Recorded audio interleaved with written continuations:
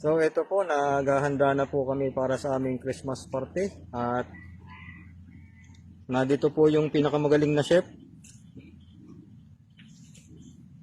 Chef, ano po bang luto ang gagawin natin diyan? Ito yung tinatawag na bulalong baka. Bulalong baka. Ibig sabihin diyan ka expert body. Ay, kapi na yan. Copy na.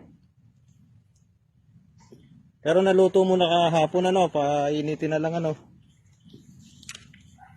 Hindi pa. Tubig pa lang yan.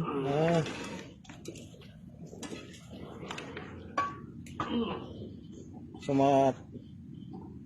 matagal-tagal yan bago maluto ano. Oh. Hindi ka pala agad makakauwi. Hindi, uwi ako. Babalik ako agad. Mahinutin sila.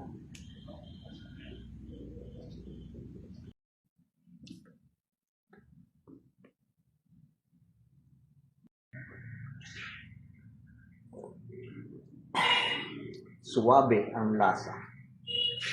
So ito po yung sabaw ng bulalo. Yung niluto ng kasama ko kahapon. Yung pang Christmas party.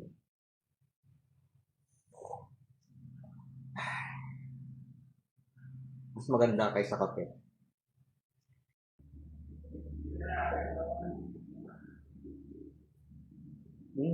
So maybe I will take another cup.